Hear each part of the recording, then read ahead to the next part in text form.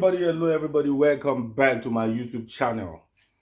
This is called Reality Uncut. I really appreciate all my subscribers. How are you guys? How are you doing? Hope everything is alright. Hope you're still safe. And if it's the first time of you coming to this channel, please, before you even watch this video finish, subscribe. Maybe you can even subscribe now before we even get to the part of the news, the update that I have today. I have to pass on because everybody needs to be careful right now, everywhere. I think everywhere all over the world, but mainly in South Africa, we just need to be careful if you are a foreigner. I think because even the citizen is not safe. Remember the time that was a gunshot in the tavern, and I think it started something like Durban or whatever. Then it moved to Pretoria area, whatever like that. So the point that I'm trying to raise here is everybody have to be careful. Is either you are driving, is either you have a business, or you're a business owner, or you are working in a business, or anywhere you are right now. You just have to be alert because the way when I walk in the road now, it's like something's gonna happen now, something is gonna happen now, something's gonna, meaning I'm extraordinarily careful. But at the same time, you have to pray because you never know who is who, you know?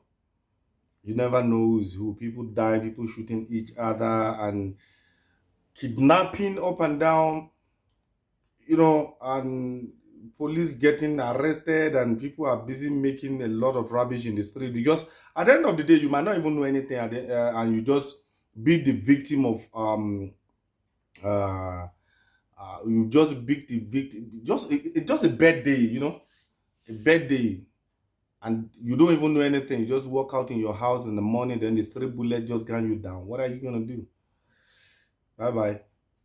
So what advice I always tell people is when you don't have anything to do, stop going out anyhow. Like I don't see at this time of the season that everything is bad. People shooting people. What are you doing outside? Just go and be sitting down somewhere to be drinking. Drinking what? Buy whatever you want to buy. Drink in your home. You know what I mean? Drink. If you don't have wife, drink with your side chicks. Just do something, but stop going out unnecessarily.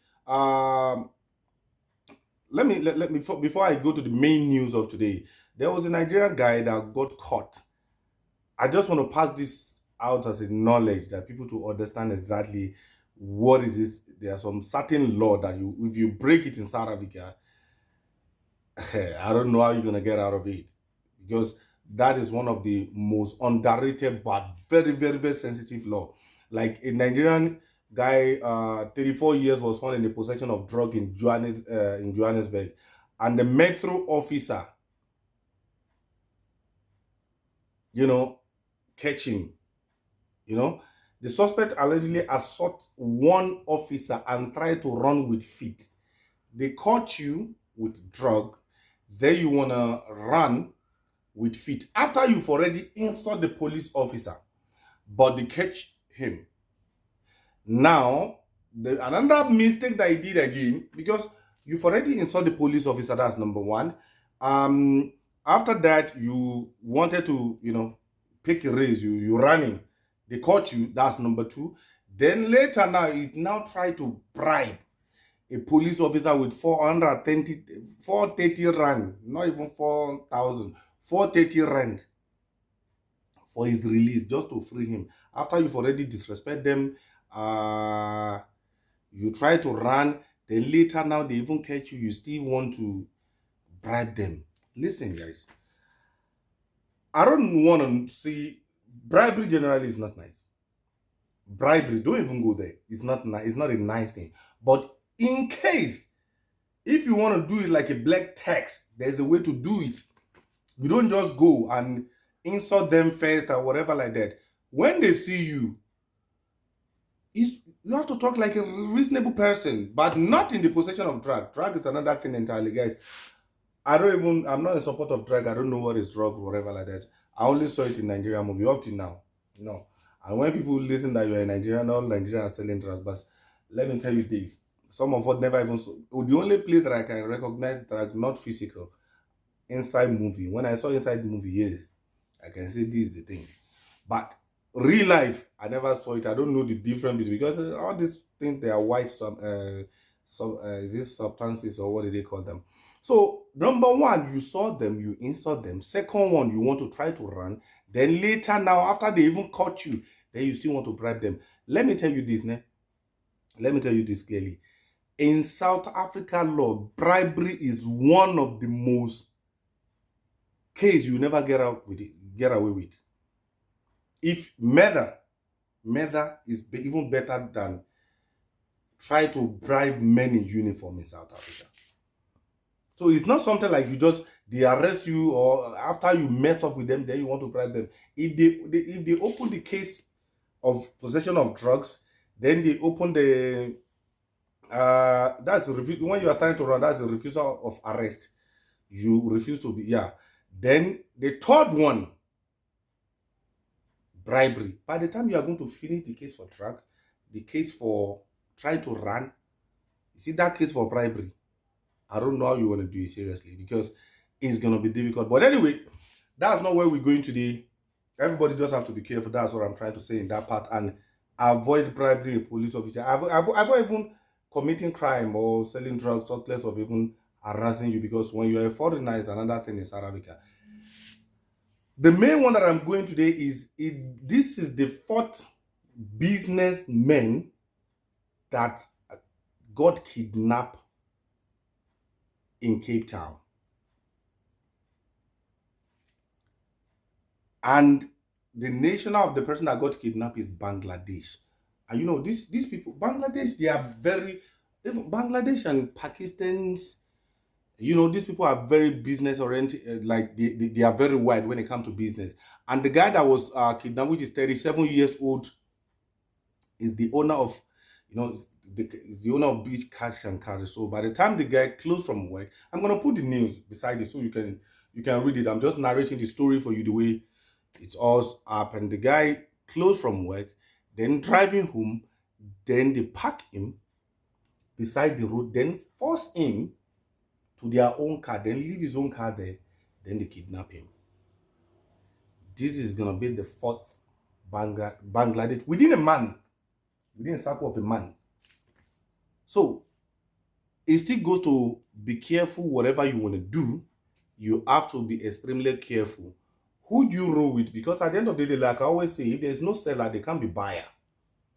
But we don't know. But the thing is, the only mistake that I saw there, which is when you want to look at it in the side of law, because they say there's no suspects yet arrest. They never arrest anybody. Out of all the four they kidnapped, they never arrest like anybody that does the job. But the only mistake that I saw that is giving police to do their work is, when they kidnap them, the family member doesn't open a case.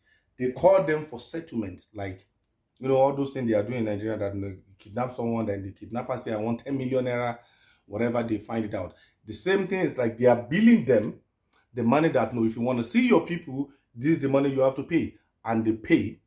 Maybe they release them or they don't release them. But that is what the police is complaining, that is giving them tough time to work on.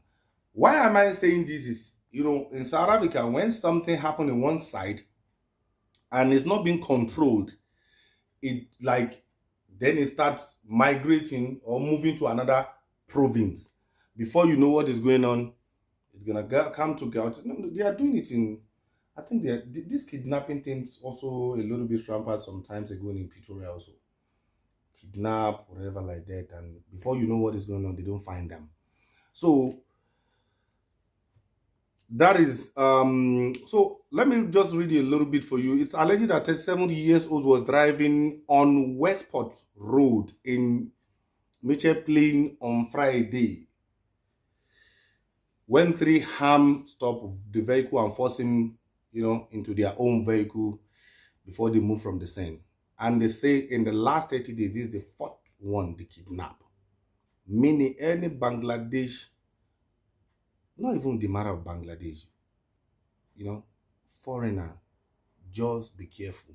Though they said after the last week they kidnapped a colored guy, and Cape Town is sort of a colored people. They kidnap a colored guy, but they release him after. But before they release him, they have to molest him. They kidnap him from the parking lot. So what I'm trying to say, the parking lot, you have to be careful if you want to even enter. Before you enter your car. When you enter your car, lock it immediately before you drive out. Just extremely careful when you even during the day when you park your car next to the road. When you lock it with the remote, make sure you check it manually before you go ahead and enter wherever you want to enter, or else your car can be missing.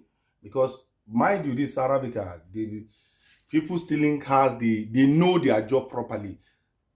There's people that know about car, they can start your car within a seconds. If it's car that is not, that they can't hijack like that or whatever like that, they wait for you to enter. Because one of my friends being the victim of this thing, I think it's around December. Yes, it's around December this year. Last year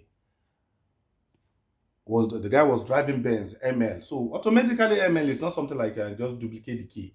But the guy want to buy something next to the road. When the guy is entering the car, they munch him with the gun. At the end of the day, thank God they because of the tracker, they got him in Tembisa. But they make sure they keep the guy hostage, because Benz can have a lot of security and they don't want to get stuck.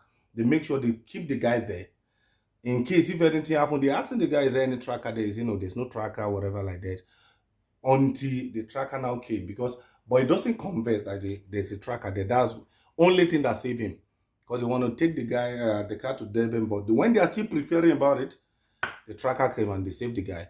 But all in all, we need to be extremely careful, because town is not smiling now. There's a lot of things, trade bullet, people are dying. You don't even know.